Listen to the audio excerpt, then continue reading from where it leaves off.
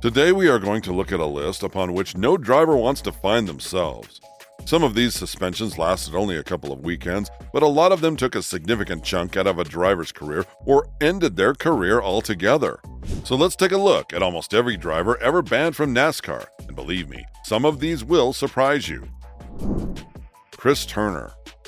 We are starting off with a very interesting tale in NASCAR history.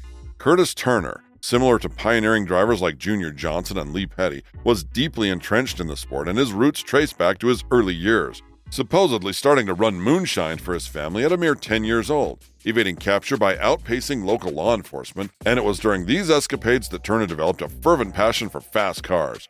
While his statistical achievements might not shimmer as brightly as those of his contemporaries, his tenacity on the track was unmatched, clinching victories in prestigious races like the Southern 500. However, Turner's legacy marked a very uneasy period from 1961 to 1965. He faced a ban from NASCAR, not for involvement in illicit activities, but for a different kind of rebellion: his attempt to lead a formation of a drivers' union.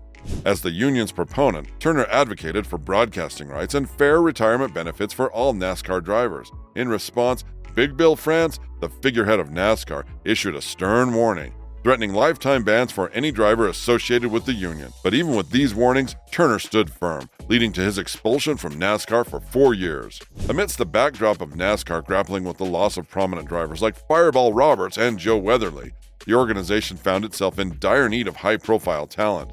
In a pivotal move, Big Bill France extended an olive branch to Turner, eventually reinstating him, and true to form, Turner wasted no time in making his presence felt once more, swiftly returning to the winner's circle at Rockingham Speedway. Tim Flock. Much like his friend Curtis Turner, Tim Flock found himself banned from NASCAR for advocating for a drivers' union alongside Turner.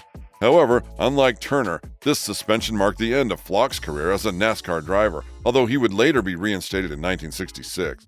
Following his departure from NASCAR, Flock found new avenues in the racing world, and in 1959, he secured a position at Charlotte Motor Speedway, later joining the Ford Motor Company to engage fans during events.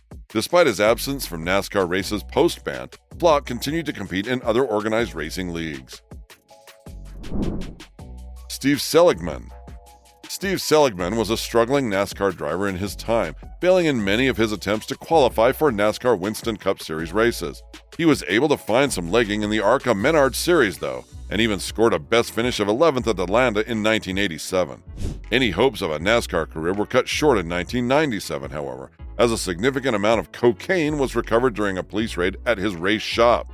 Seligman was banned for life by NASCAR and sentenced to 27 years in prison. Brian Rose.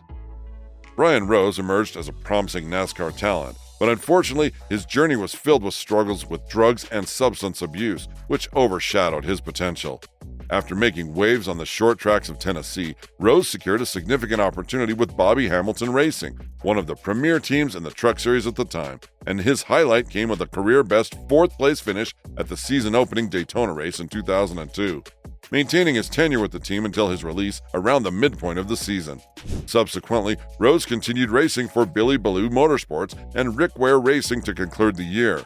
However, Rose's career took a sharp downturn in 2003 when NASCAR suspended him indefinitely for refusing to undergo a drug test. His troubles escalated later that year with an arrest for possession of marijuana and illegal possession of a firearm, and despite these setbacks, Rose was reinstated in 2010 and attempted a comeback at Nashville Superspeedway in a truck race, albeit failing to qualify based on speed. He managed to secure a spot in the subsequent race at Kentucky Speedway, but unfortunately crashed out early. But since then, Rose has not made any further attempts at NASCAR races. Randy Lejoy. This is a surprising name on the list, isn't it? Yes, even good old Randy Lejoy, father of current NASCAR driver and the number 7 Chevy for Spire Motorsports. He has found himself on the wrong side of the NASCAR superiors, and although he hadn't competed in a NASCAR race since 2006, Randy Lejoy was suspended indefinitely by NASCAR in 2010 while working as a crew chief for Joe Gibbs Racing number 18 Xfinity Series team. The suspension came after testing positive for an illegal substance. Lejoy admitted to smoking marijuana after the 2010 Coca-Cola 600 and took full responsibility for his actions, but he was reinstated in August of that year. Tyler Walker. Tyler Walker faced significant challenges in his NASCAR journey, running constantly into obstacles that hindered his progress in the sport. Prior to making full-time attempts in NASCAR, Walker spent numerous years racing in the world of outlaws, striving to break through the NASCAR glass ceiling. His opportunity came in 2007 when he joined Bill Davis's Racing Truck Series program, achieving his career-best finish of 8th place at Martinsville. However, Walker's career took a downward spiral later in the 2007 season when NASCAR suspended him indefinitely, citing their drug abuse policy. Following this setback, Walker embarked on the mandated road to recovery and eventually earned reinstatement. But unfortunately, his troubles persisted as he faced another suspension due to drug-related issues. In 2013, Walker's situation worsened when he was arrested following a high-speed chase and later pled guilty to drug and alcohol-related offenses.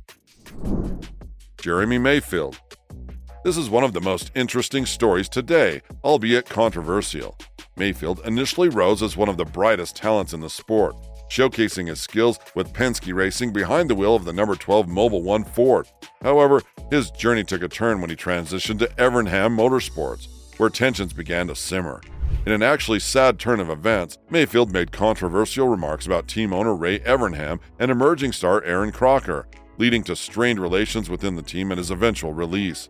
Attempting a comeback in 2009 with his self-owned team, Mayfield found himself embroiled in controversy once again, as following a random drug test.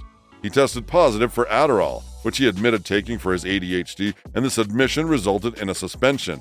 But the situation escalated further with a protracted and messy legal battle.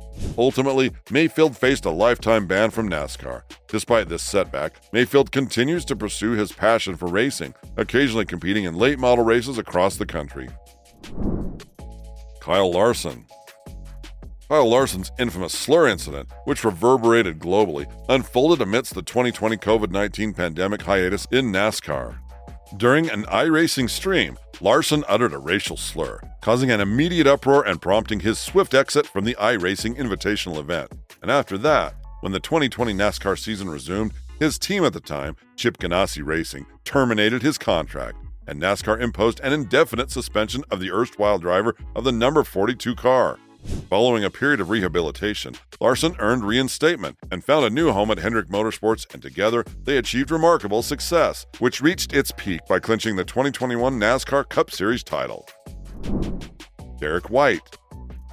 Derek White, a Canadian race car driver, experienced modest success in NASCAR's Canadian Tire Series, securing a 14th place finish in the 2009 standings despite not participating in a full schedule. As his career progressed, White made several attempts in the NASCAR Xfinity and Truck Series, albeit without completing a full campaign.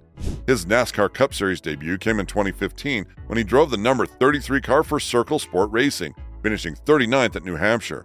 However, White's journey took a sharp turn in 2016, and in April of that year, he surrendered to Canadian authorities, confessing his involvement in a tobacco smuggling operation. So because of that, NASCAR imposed an indefinite suspension on White, effectively bringing his NASCAR career to an end. A.J. Allmendinger. A.J. Allmendinger has encountered a brush with the NASCAR rulebook regarding drug policies. In the middle of 2012, while piloting the number 22 car for Team Penske, Allmendinger faced an indefinite suspension following a failed drug test, and despite submitting a B sample for re-evaluation, the suspension persisted through the summer months. He eventually received reinstatement in October of the same year and proceeded to substitute for Regan Smith at Phoenix Racing. Smith had been enlisted by Hendrick Motorsports to temporarily replace an injured Dale Earnhardt Jr. Noah Gragson. The most significant controversy in NASCAR recently undoubtedly revolves around Noah Gragson. While a portion of NASCAR fans perceived the suspension of the former driver of the number 42 LMC car as warranted, another faction challenges it as a hasty decision, and Gragson faced an indefinite suspension initially from LMC and subsequently from NASCAR following allegations of liking a racially insensitive post on Instagram. Following the prescribed sensitivity rehabilitation, Gragson received reinstatement from NASCAR on September 12, 2023. As for his plans for 2024, it's anyone's guess. So let us know your thoughts about these drivers in the comments section, and make sure to tell us about any other banned NASCAR drivers that we might have missed. Thank you for watching, like and subscribe, and we will see you in the next video.